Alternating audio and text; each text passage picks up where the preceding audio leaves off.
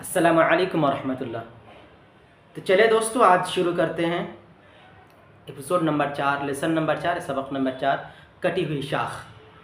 اس کا افسانہ نگار ہے قمر جہاں۔ سب سے پہلے ہم قمر جہاں کا تھوڑا سا تعارف جان لیتے ہیں۔ قمر جہاں کی پیدائش 1951 یا 1952 کے بیچ میں سمستی پور بہار میں ہوئی۔ ان کے والد کا نام سید عطا الحق تھا۔ روایتی تعلیم حاصل کرنے کے بعد یہ پٹنہ آ گئی اور پٹنہ یونیورسٹی سے ایم اے اور پی ایچ ڈی ڈاکٹریٹ دونوں پٹنہ یونیورسٹی سے اردو میں کیا۔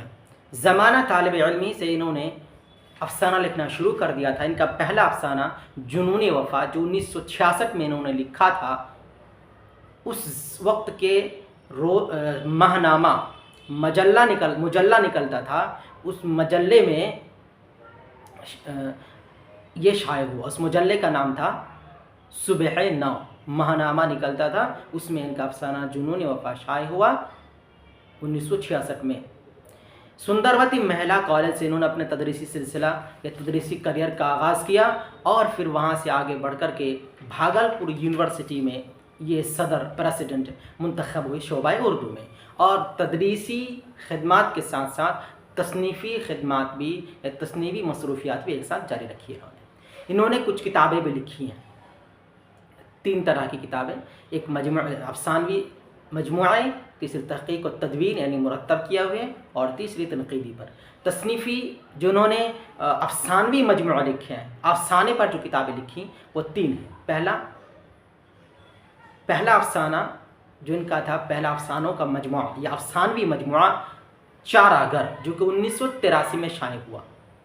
چار آگر 1983 میں شائع ہوا، اور دوسرا اجنبی چہرے، یہ 1991 میں، اجنبی چہرے 1991 میں، اور یاد نگر یہ ابھی شائع نہیں ہوا تھا۔ تحقیق و تدوین کلام پر انہوں نے جو کتاب لکھی، اختر شیرانی کی جنسی و رومانی شاعری، ایک کتاب کی اختر شیرانی کی جنسی و رومانی شاعری، دوسری کتاب معیار، تیسری کتاب انہوں نے لکھی ہے کلام عبداللہ حافظ مشکی پوری۔ یعنی اس کو ترتیب دیا ہے، لکھا نہیں ہے، اس کو ترتیب دیا، مرتب کیا تحقیق و تدوین کرنے کے بعد۔ اس کے بعد تیسرا سبجیکٹ پر انہوں نے جو کتابیں لکھی ہیں اس کا نام تھا حرف آگاہی، تنقیدی کتاب تھا، یہ کتاب تھی حرف آگاہی۔ تو بہرحال یہ تھا تھوڑا سا مختصر تعارف کا کٹی ہوئی شاخ کے افسانہ نگار قمر جہاں کا۔ تو ہمیں یاد رکھنا ہے کہ ان کا جنم کب ہوا تھا، یعنی اس کی پیدائش کب ہوئی تھی قمر جہاں کی۔ تو قمر جہاں کی پیدائش 1951 اور 1952 کے بیچ میں۔ 51-52 اس لیے کہ 51 لاسٹ اور 52 کے شروع میں، اور مورخ اس میں تھوڑا سا سندے ہے، تھوڑا سا اندیشہ ہے یا شک ہے کہ کیا مطلب کہ 52 کے شروع میں یا 52 میں ہوئی ہے یا پھر 51 کے لاسٹ میں، ایسے ہی ہے۔ بہرحال ان کی پیدائش کہاں کے رہنے والی تھی؟ سمستی پور، ضلع سمستی پور، یہ بہار کے رہنے والی تھی۔ اچھا، اس کے بعد ان کے والد کا نام کیا تھا؟ سید عطا الحق۔ ابھی سوال ہوتی ہے ایم اے کہاں سے کیا تھا؟ پٹنہ یونیورسٹی سے۔ کس سبجیکٹ میں؟ اردو میں۔ اسی طرح پی ایچ ڈی کہاں سے کی؟ پٹنہ یونیورسٹی سے۔ کس سبجیکٹ میں؟ اردو میں۔ یعنی ایم اے اور پی ایچ ڈی، ڈاکٹریٹ بھی اور ایم اے بھی، ماجسٹر بھی انہوں نے کس میں کی؟ ایم اے کس نے کی؟ پٹنہ یونیورسٹی سے، سبجیکٹ اردو میں۔ اس کے بعد ان کا پہلا افسانہ کب شائع ہوا تھا، کس میں شائع ہوا تھا، اس کا نام کیا تھا؟ تو پہلا افسانہ تھا اس کا جنون وفا۔ کب لکھا تھا انہوں نے؟ 1966 کو، زمانہ طالب علمی میں، یعنی پڑھنے کے زمانے میں۔ اسی طرح کس ماہنامہ میں یا مجلے میں یا پمفلیٹ میں شائع ہوا تھا؟ صبح نو۔ کب شائع ہوا تھا؟ 1966 کو۔ اسی طرح انہوں نے تدریسی سلسلہ آغاز کب کیا؟ تو سندروتی مہیلا کالج بھاگلپور سے، وہاں سے پڑھانا اسٹارٹ کیا، اور پھر آگے چل کر کے بھاگلپور یونیورسٹی میں پریزیڈنٹ یا ادھیکش صدر شعبہ اردو میں منتخب ہو گئی، اور وہیں اپنا پڑھانے کا سلسلہ اور لکھنے، تحریر افسانہ وغیرہ کا سلسلہ جاری رکھا ہوا تھا۔ اور ان کی کچھ کتابیں افسانے کے تعلق سے انہوں نے 3 کتابیں لکھی ہیں، چار آگر، اجنبی چہرے، اور याद नगर। चार अगर 1983 में शाया हुआ, अजनबी चेहरे 1991 में, और याद नगर अफज़ल अशात था। उसी तरह इन्होंने एक अफ़सानी मजमुआ, इन्होंने तहक़ीक़ और तदवीन कलाम मुरत्तब जो की है उन्होंने, वो भी 3 किताबें हैं। अख्तर शिरानी की जिनसी व रूमानी शायरी दूसरी, मियार तीसरी, कलाम अब्दुल्ला हाफिज़ मशकी पूरी, ये उनकी तहक़ीक़ मुरत्तब की हुई है किताब है। उसके बाद तीसरा सब्जेक्ट पर या तीसरे मादे पर, एक तीसरी चीज़ पर उन्होंने जो किताबें लिखी हैं तनक़ीद पर, तनक़ीदी कलाम उनका हर्फ़ आगाही, तनक़ीदी कलाम का नाम क्या है? हर्फ़ आगाही। तो चलिए दोस्तों, आज हम जानते हैं कमर जहाँ के ताल्लुक़ से कुछ बातें। इस अफ़साने में कटी हुई शाख के बारे में थोड़ा सा हम जान लेते हैं। कटी हुई शाख क्यों है इस अफ़साने का नाम, या कटी हुई शाख में क्या बयान किया है, थोड़ा सा खुलासा हम बयान कर देते हैं। कटी हुई शाख, इसमें यह बयान किया गया है कि एक आदमी अपना घर बार छोड़ करके, अपने माँ बाप, अपने बूढ़े माँ बाप को छोड़ करके, अपने बच्चे बीवी को छोड़ करके विदेश कमाने जाता है, गैर मुल्क कमाने जाता है, खलीज ममालिक कमाने जाता है, और वहाँ जा कर के एक अजनबी सी ज़िंदगी गुजारना शुरू कर देता है।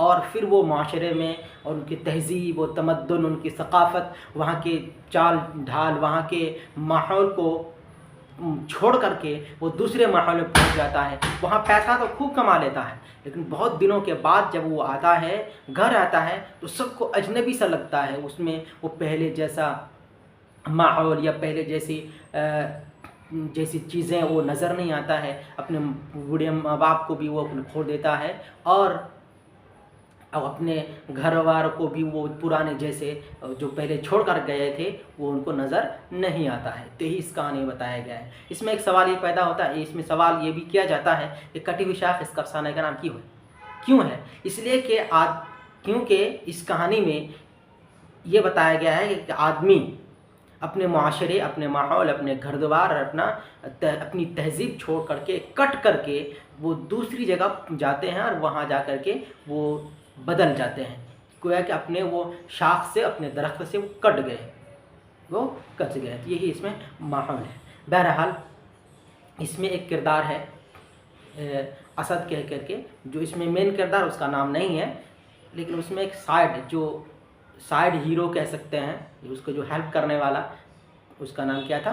असद। तो ये कटी हुई शाख, यानी एक आदमी कमाने के लिए जाता है अपने घर बार छोड़ करके, अपने गोया के वो अपने माशरे से, अपनी तहज़ीब से वो कट जाता है। जिस तरह दरख्त से कोई शाख कट जाए, अलग हो जाए, तो उसकी वो तरावट या उसकी ताज़गी नहीं रहती है। उसी तरह आदमी जब कट जाता है अपने माशरे से, तो पहले जैसा उसका चेहरा, उसका अपनापन नहीं रहता है, ख़त्म हो जाता है। तो चलिए थोड़ा सा सरसरी तौर पर इनके सवाल जवाब पर नज़र दौड़ाते हैं। तो कमर जहाँ की पैदाइश कब हुई? 1951 से 1952 के बीच में। उसके बाद कमर जहाँ के वालिद का नाम क्या था? सईद अताउल हक। कमर जहाँ का पैदाइशी ताल्लुक़ सूबाए बिहार किस ज़िले से है? तो समस्तीपुर से। उसी तरह कमर जहाँ का कौन सा अफ़साना आपके निसाब में शामिल है? कटी हुई शाख। उसी तरह कमर जहाँ किस यूनिवर्सिटी में उस्ताद थे? भागलपुर यूनिवर्सिटी। उसके बाद कमर जहाँ के हालात ज़िंदगी के बारे में थोड़ा सा हमने आपको बताया है, उस पर थोड़ी सी जानकारी आपको रखनी होगी।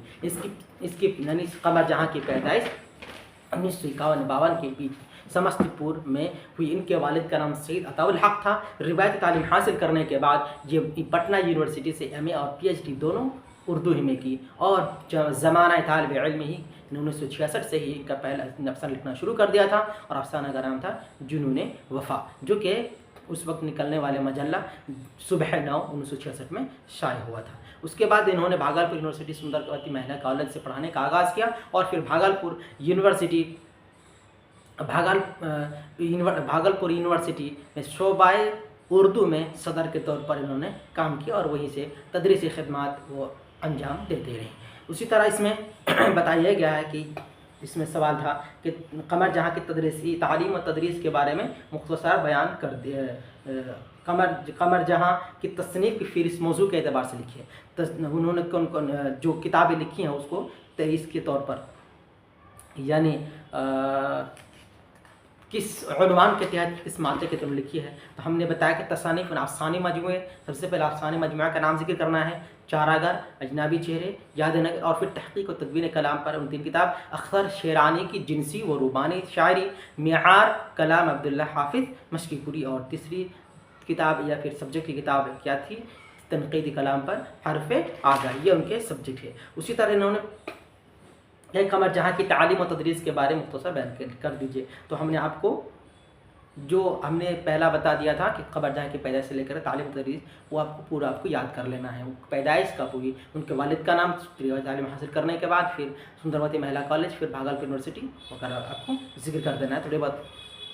उसके बाद इन्होंने उर्दू के किसी 5 अफसाना निगारों का नाम लिखने के लिए कहा है। हमने शुरू में आपको कहा था कि कम से कम 10 अफसाना निगारों का नाम याद रखने हैं, 5 मर्द और 5 ख़वातीन। चलिए हम शुरू कर बता देते हैं 5।